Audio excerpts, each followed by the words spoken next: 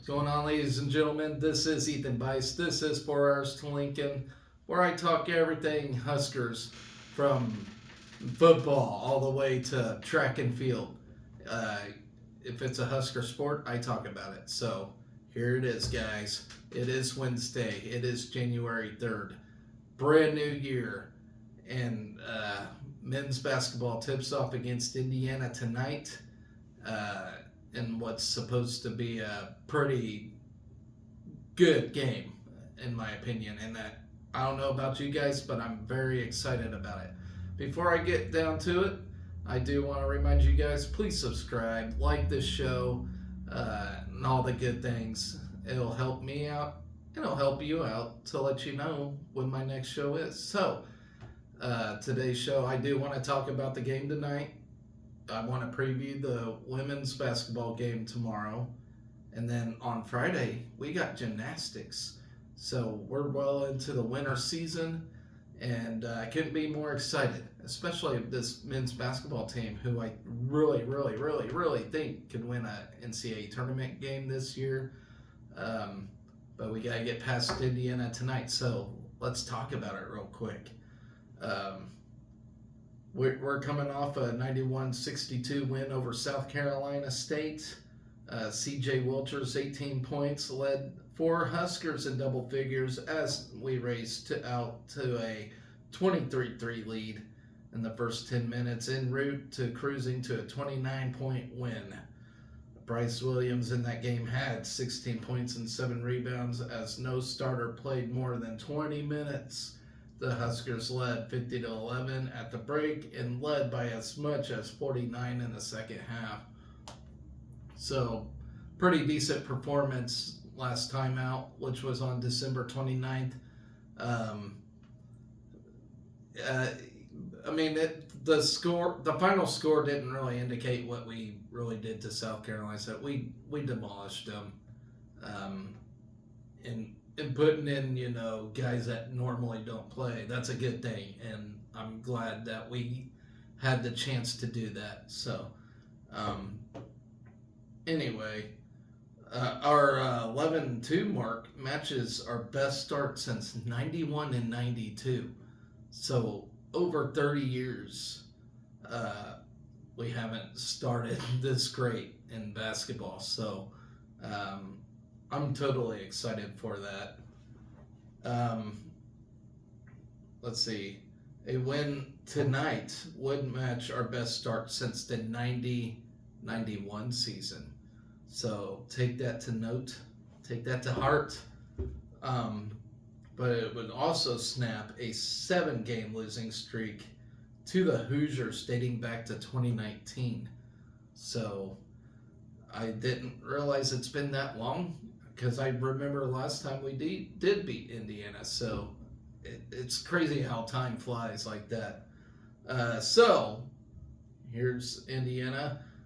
They are 10-3, 2-0 in the Big Ten. They come to Lincoln on a 3-game win streak, following a 100-87 win over Kennesaw State. Malik Renew. See, guys, I'm terrible with names, and it seems like athletes' names gets more and more crazier each year. But I'm gonna call him Renew. I apologize if I get it wrong. But anyway, he led Indiana with 34 points and 11 rebounds and averaging 21.5 points per game on 70% shooting over the last 3 contests. So that's a guy to look out for. He seems unstoppable. So here's worth noting. We're 17-5 over our last 22 games dating back to February 1st, 2023. The only Big Ten teams with more wins since then are Purdue and Indiana. So the 2 Indiana teams in the Big Ten. Big reason for that is our offense, as we have averaged 76.3 points per game on 46% shooting in that stretch. We enter the Indiana game averaging 77.5 points per game It's our highest points per game average since averaging 80.2 points per game in the 95-96 season. It is also nearly 10 points per game higher than Nebraska's average at the 13 game mark in 2002-2003. The Huskers are now 22-4 under Fred Hoiberg, when scoring at least 80 points, including 17-1 over the last 3 seasons. The only loss was a 104-100 quadruple overtime game at North Carolina State in 2021. Nebraska has won its last 15 games when reaching the 80-point plateau. The Huskers held South Carolina State to 11 first half points. The 11 points allowed broke. So the 11 points allowed broke a Pinnacle Bank Arena record for fewest points allowed in a half, breaking the mark of 13 set 2 times. It was also the fewest points Nebraska allowed in a half, allowing 9 to Jackson State in 2009. Juwan Gary has been exceptional since moving into the starting lineup 4 games ago. In that stretch, he is averaging 12.5 points per game on 50% shooting and 9 rebounds per game. He posted double-doubles against K-State and North Dakota before playing just 16 minutes in Friday's win. So look for him to be a key player in this one. And also, the big question mark is Rink Mass back? Nobody knows. So we'll find out tonight when we tip this game off. Obviously, I want him 100%. If he's not 100%, he should not be a go tonight. I mean, because it's early in the Big Ten season. There's plenty of basketball to be played, and we don't really need to further his injury and wait even longer to have him. So it would be nice to have him 100%. It'd be nice to have anybody at 100%, but Rink Mass definitely needs to be. And as much as I want to win this game, it wouldn't be the worst loss in the world if we had to take it because we didn't put Rink Mass in. But I also do believe we can win this thing without Rink Mass too. It's just a hunch I have. No expert analysis in that. It's just my hunch. Mainly because it's at Pinnacle Bank Arena. So why not be optimistic about it?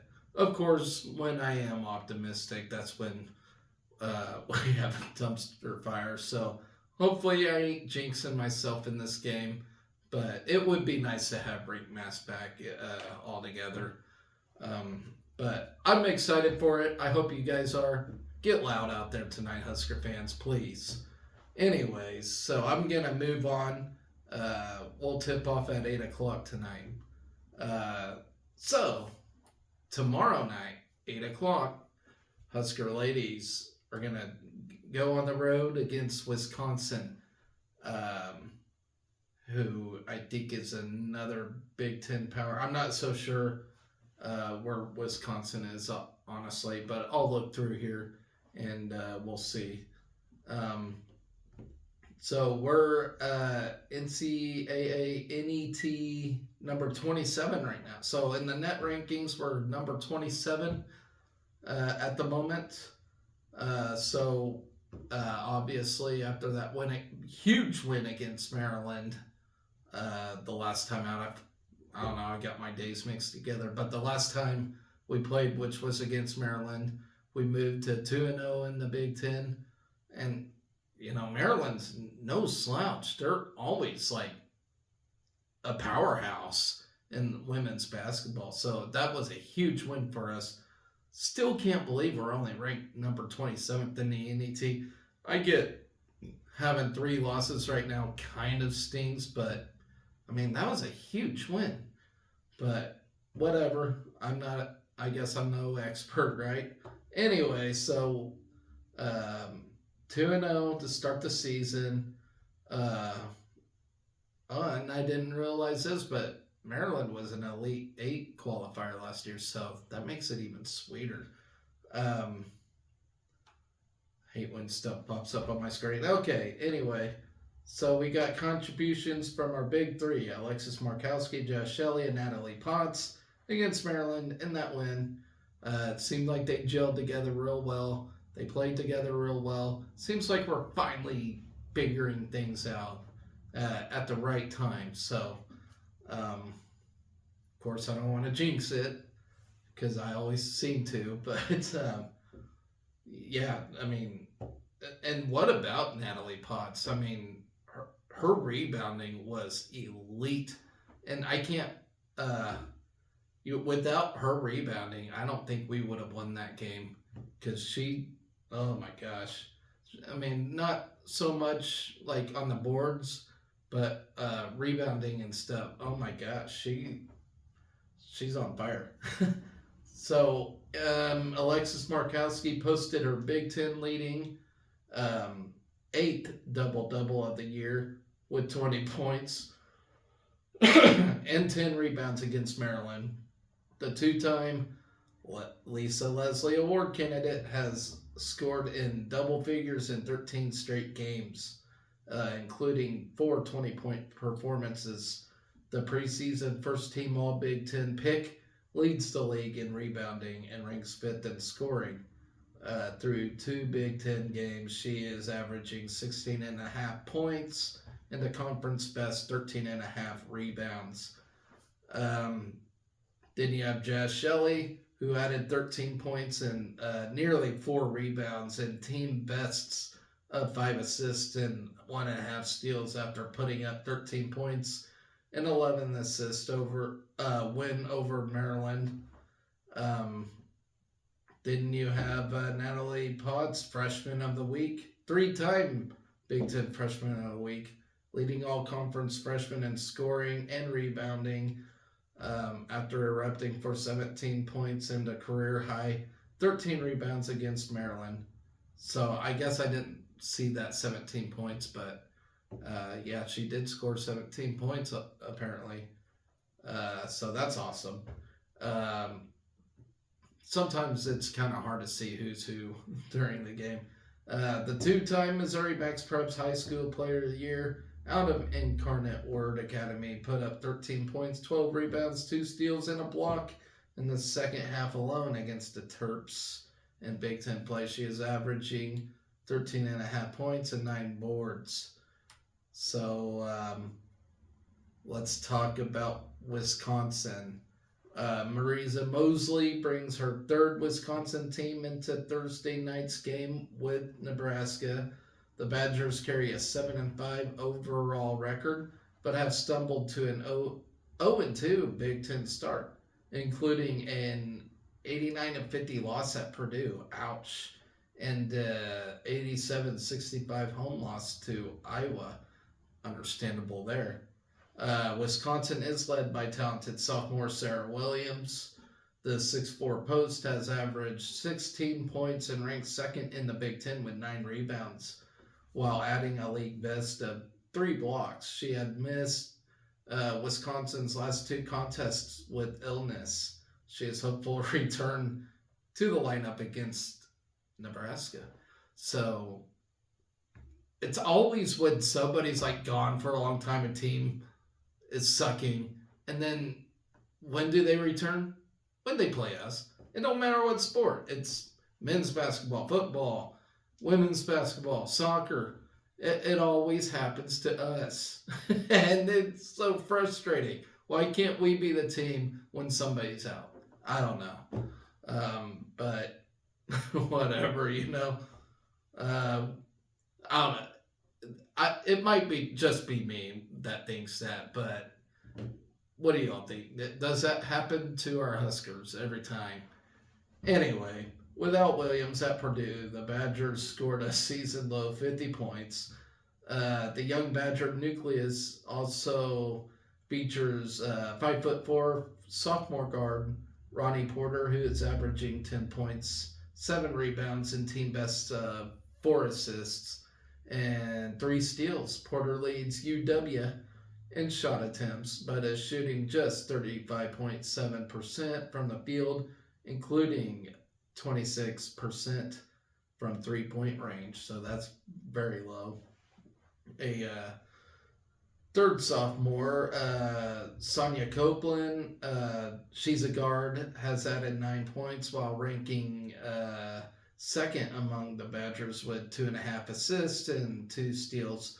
Copeland has been Wisconsin's most productive 3 point threat, hitting a team best 22 of 63 shots from beyond the arc. So, like I said, I don't want to jinx it, but I'm not too worried about their 3 point threat. Uh, we've been handling against threes pretty well all year, so that's something we got going for us. I would hope. Then you have Dionis Jimenez, who has been one of Big Ten's most productive freshmen. The 5'8" guard ranks second among the Badgers in scoring, while adding nearly 4 rebounds, 2.5 assists, and 1.3 steals. Jimenez has knocked down a team best 43% of her 3 point tries and is hitting 77.5% of her free throws. Um, then you have senior guard Brooke Schramek, rounds out Wisconsin's probable starting five with 9.5 points, 6 rebounds, and 2.2 assists per game. A returning starter, Schramek is the only Badger to start all 12 games this season alongside Ronnie Porter. Schramek has a high school teammate of Nebraska junior Kendall Moriarty at Bennett Academy in Illinois. So that's a pretty cool thing. That's why I like sports, because you just hear about little storylines like that. So yeah, look for them to know each other. The Badgers add experience with senior guard Natalie Lusinger, who led Wisconsin with 15 points off. Then bench at Purdue. Hallie Douglas, a 6'2 senior, adds size and more experience. Douglas, who has played in 5 games this season, made her first start of the year in place of Sarah Williams at Purdue, but managed to, just 3 points and 2 rebounds. Douglas suffered a season ending knee injury early in 2002-2023 in a loss at Illinois State. She started 18 games for the Badgers in 2021-2022.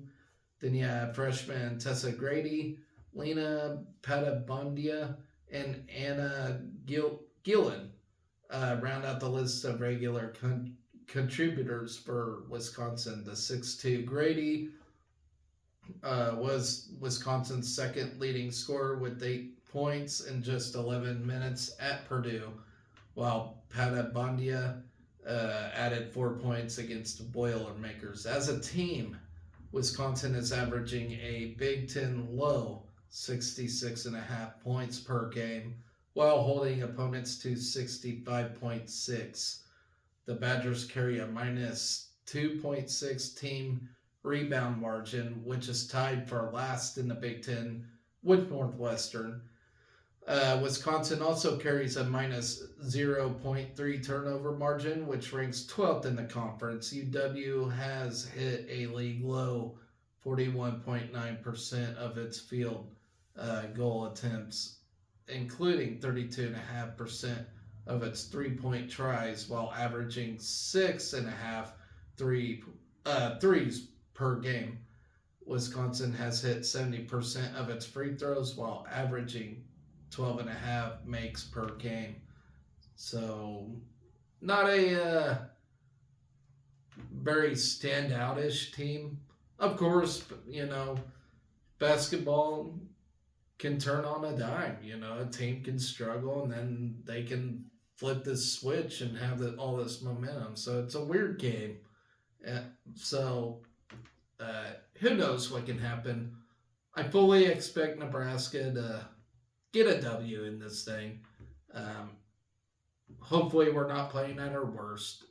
And it seems like in a game like this, the only person that can beat us is ourselves. So hopefully we just keep our foot on the gas and come out with a W. And what would we be, 11-3 after that? So um, from there. Uh, Now I'm going to move on to gymnastics. Uh, Very first meet of the year. Of course, we got Emma Spence back, who is one of our leading gymnasts. And so it looks like we'll take on Iowa State. And it looks like last time last the last time we faced off against them was last year in January when we beat Iowa State with a score of 194.425 to 194.350. And yes, gymnastics is you think football is a game of inches. Gymnastics is a sport of like millimeters, centimeters, whichever one's smaller. Like it's like that. One little screw up and it can run the whole meet. That's what's crazy about gymnastics. And I'm just learning that because I never really watched much gymnastics till a year or two ago when they started streaming them on Big Ten Plus and whatnot. And I tuned in just because I'm a casual Husker fan, and I was watching it and I'm like, oh, this is pretty neat, and so I'm getting a little more into it. And I tell you what, I would not pick a fight with a gymnast. All right, I'm a wrestler, but gymnasts are freaking strong, even the ladies. So yeah, if you ever want to pick a fight with anybody, make sure they're not a gymnast, because them people are in shape and it's actually in better shape than I've ever been. So yeah, I don't know where I'm going with that. I'm just yakking my ass off here. So let's talk about it. The 2024 Nebraska squad is made up of 22 gymnasts total, including 17 returners and 5 newcomers. We will return international competitors like Emma Spence. She's from Canada. Then you got Sinj Baxay. I can't pronounce her name. I will get it right once I actually hear it. Along with second team All Big Ten honorees Kinsey Davis and Sophia McClelland. Spence also a first team All Big Ten member in 2023.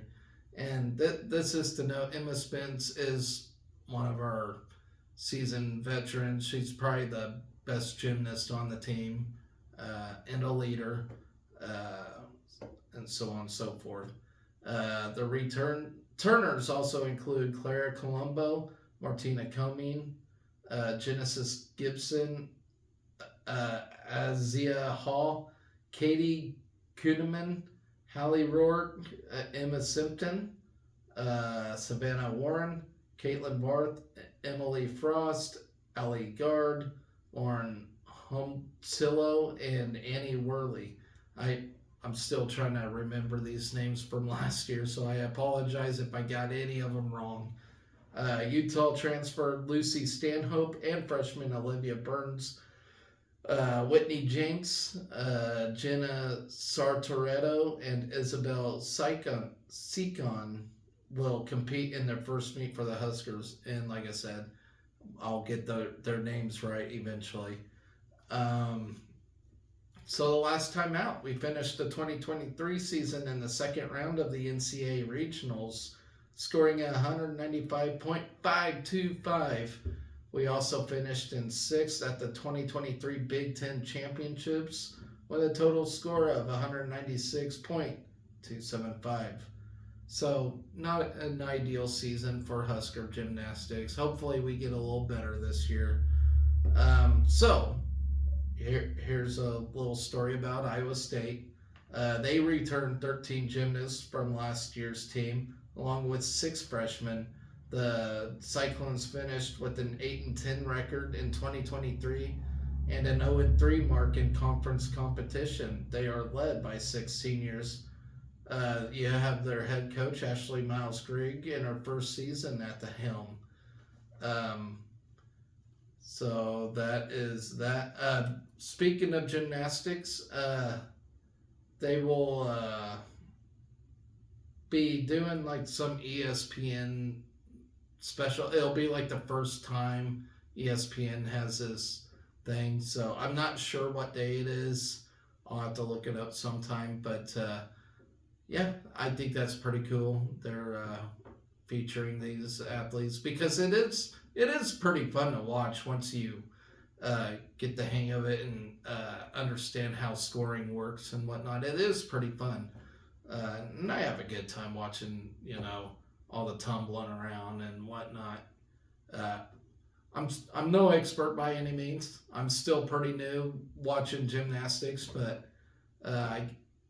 if any of you watch this show and understand gymnastics, please, fill me in. Like, if I miss something, please correct me because I am in no way a gymnastics expert for men or women. Like, I have, I may think I know what I'm talking about, but ultimately, I really don't. Uh, as far as all that stuff works, because there's a few things I got that I didn't understand. So, like I said, if you know gymnastics, please tune in the show and tell me. Like if I get something wrong, I would actually appreciate that. So, with that guy, and the meet is on Friday, by the way. I forgot to mention that. So, um, men's basketball tonight, women's basketball Thursday, and then gymnastics on Friday. Uh, and each day I'll fill you in on you know the how we finished and whatnot. So with that, guys, I hope we get the win tonight. Um, like I said, if you're going to be at the game tonight, cheer loudly. This team needs a win. It'd be a huge win for us, for sure. And with that, guys, I think that's going to do it for tonight. So stay tuned for my next show. Remember to hit that subscribe button. Always remember to be excellent to each other. Go Big Red.